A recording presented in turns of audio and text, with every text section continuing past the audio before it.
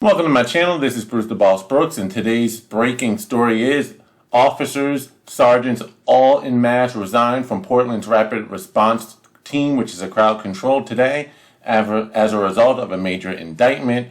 Is this the beginning of a major police revolt in and around the country as a result of policies and or lack of support from those in office?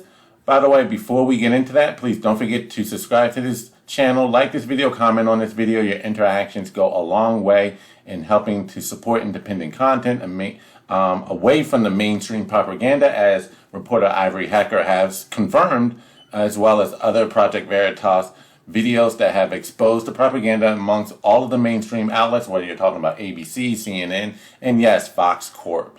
By the way, if you are already subscribed to this channel, please check your notifications, because in what was my first video back after my 2-week YouTube suspension for merely talking about and sharing the Fauci emails as another attempt at censorship of information that goes against narrative, singular narrative that they only want out there, I did a video on Ivory Hecker exposing Fox Corporation, and once again, notifications are not going out. YouTube is not notifying even my current subscribers. This subscriber here just indicated once again that she had to look for my video, which again, I just posted yesterday. Luckily, she was able to see it the day of, but had to look. They're not sending out notifications to independent channels and or sites.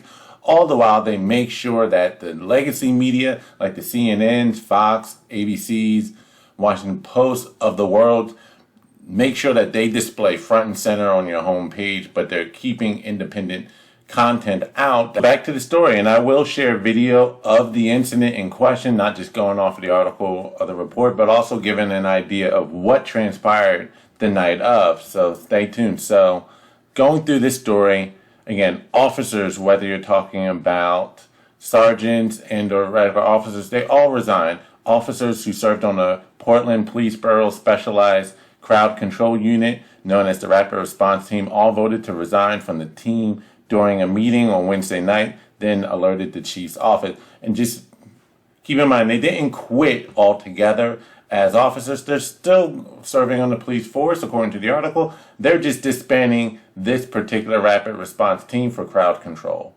But this unprecedented move, which consisted of about 50 officers, detectives, and sergeants, disbanded their own team, and this came after one of their fellow officers, Officer Cody Budworth, was indicted on abuse of fourth-degree assault stemming from a baton strike against a protester last summer. Now, I believe that they're using the term protesters very loosely, and I'm about to show you why and what was actually happening that night, in addition to the actual footage of what actually occurred.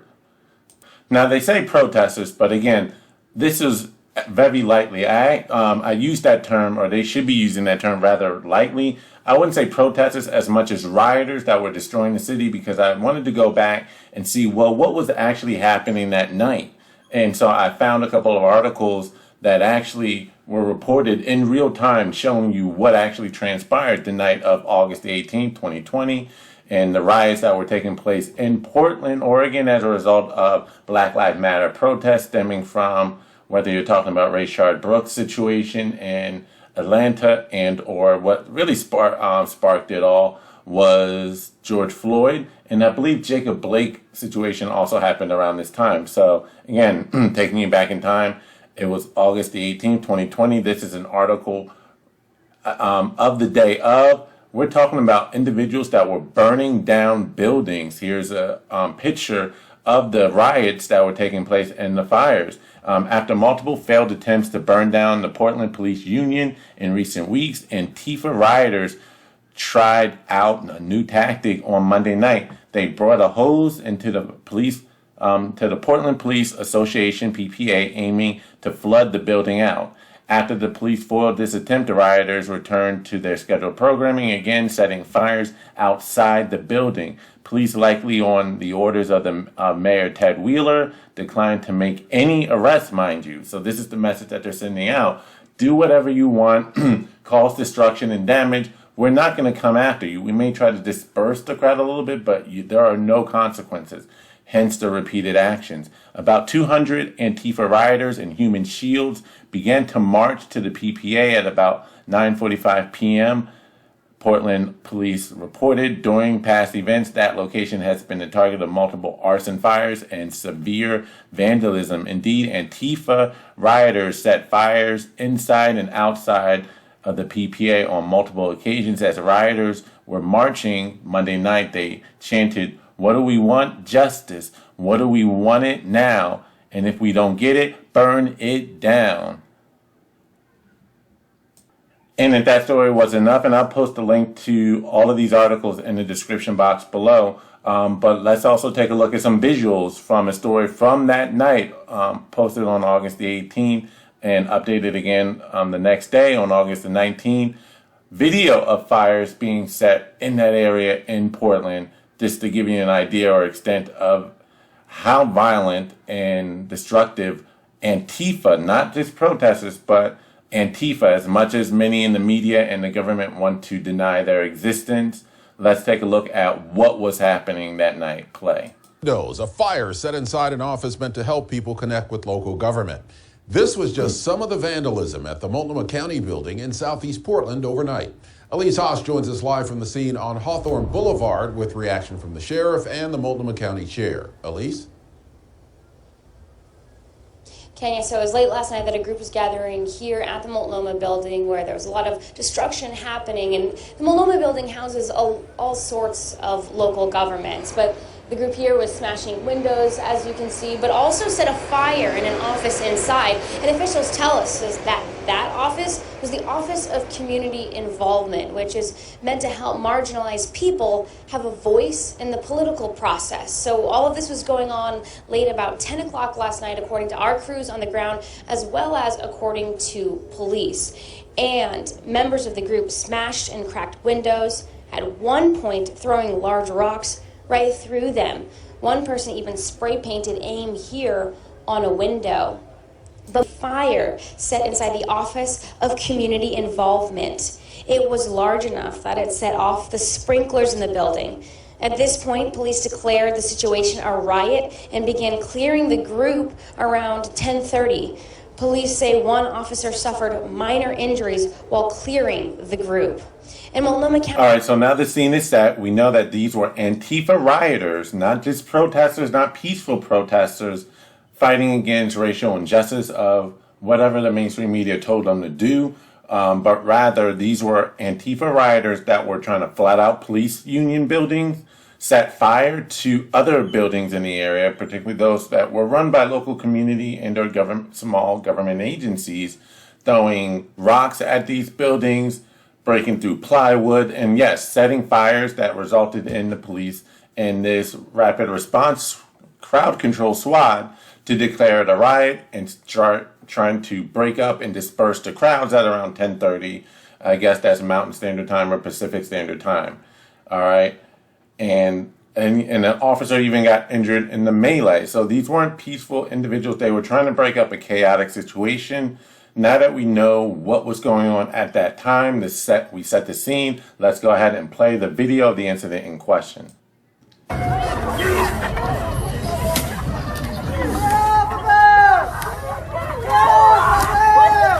Officers are taking lawful action. Stay on the sidewalk. So this is the officer in question. And what you just saw here, he's pushing this female down to the ground, takes a baton. Now, I think I read in the article that the police union rep for this officer was, trying to make the claim that the hit with the baton was an accident. Well, we all saw the video. He clearly, once she was on the ground, he made an additional effort with the baton leaning forward. Did he lose his balance? That can be argued. It didn't look like that to me. It definitely looks intentional. However, is that considered police brutality and warrant of an indictment? Now, I'm all against excessive force from the state, and especially as they infringe on the rights of the individual citizens. However, to me, that's just my honest opinion. Again, I don't think it was an accident, but I don't think that warrants the level of police brutality, and or was it much more than a love tap, so to speak. And one of the messages I am afraid is that we all know the chaos now that was happening and descending upon the Portland area at that time from these Antifa rioters. They were destroying property, trying to destroy a police union, set fire to it, and when that didn't work, tried to flood it out. When that didn't work, set fires all around the building. They also set, as you saw in another news video, that they set fire to another government agency building that was meant as a community outreach program. These individuals had no regard for personal property and or the community at large, causing destruction. And the message I'm afraid that sends is that you can do whatever you want to the community. You can terrorize it. You can cause damage, participate in violent riots, so long as it suits the right cause, and expect the police, so long as it's on the left or, these Antifa rioters, and expect the police to treat you with kitty gloves, all the while you're causing mayhem and violence. And I say no. If you're going to be out there causing violence, it's one thing to be peacefully protesting in the street with a permit, by the way, and not blocking traffic illegally for commuters who have nothing to do with what it is that you're protesting, and if anything, you turn them off. But if you're doing it peacefully, that's one thing. But if you're destroying your own community, you should not really be treated with kid gloves. You need to be shown that, no, this is not okay, and we will use a little bit of force to ensure that you don't do this again and that you get out of the way. By indicting him, I believe that sends the message that the government is on the side of those who are rioting. And how is this any better than what happened on January the 6th, in my view? Because you're destroying a community, you're destroying property. That, by the way, belongs to the government. Is that not also usurping democracy and or a government agency? But it's okay so long as it's not at the temple, i.e. Washington, and their government agencies and their buildings like the Capitol building that they worship. So that's my thought, and it seems, I wonder if this is going to be the beginning of even more resignations in certain teams. We've already seen a number of police officers resigning altogether from the force, leaving the force, but is this the beginning of something big, especially since it's happening in a major liberal city like Portland? If it's happening there, I can see it happening in so many other cities across the country that are just descending into chaos as we speak. Because they're not seeing any signs that they're being backed up in the least, showing no support. And then we see, as in the case of Kyle Rittenhouse, when actual citizens step up to do the job of the government and try to protect the community, it can be all caught on camera that they are not provoking anything, but are getting actively attacked. And as they're attempting to flee, when they're backed into a corner and have no place else to run, decide to fight back using deadly force. But keep in mind, in the case of Kyle Rittenhouse, he could have equally been dead had he not responded the way he did. The first individual that got shot was only shot after Kyle Rittenhouse tried to run away.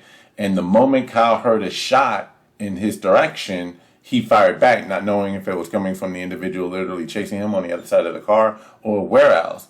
It just so happened to be from someplace else, maybe a couple hundred feet away. But, in his mind, he was defending himself. And then when running from the major crowd, they were about to stomp him. It's all caught on video. He was simply defending himself. He might actually been dead had he not taken the actions. And yet he's getting persecuted. So you're getting persecuted by the cops are seeing persecution and little support from their own community and their government that they're trying to protect and serve. And you're seeing individuals being persecuted, but keeping it back on the police. Are we about to see a massive revolt in the police department? I want to know what your thoughts are on this whole situation and that video. Again, I do believe that the baton hit was intentional, but I'm not all for indicting him on these charges. I'm afraid of the bigger picture as well, in that the message that it seems to be sending, and that's already been sent, and that is violent terrorism in these communities from the left seem to work. So let me know what you think in the comment section below. Don't forget to like this video, share this video, comment on this video, and don't forget to subscribe to this channel if you're not yet subscribed, and check my video content, if you're not getting notified, as YouTube is a mess right now with that. But what can you do? Thank you for your support. This is Bruce the Boss Brooks, and I'm out. Peace.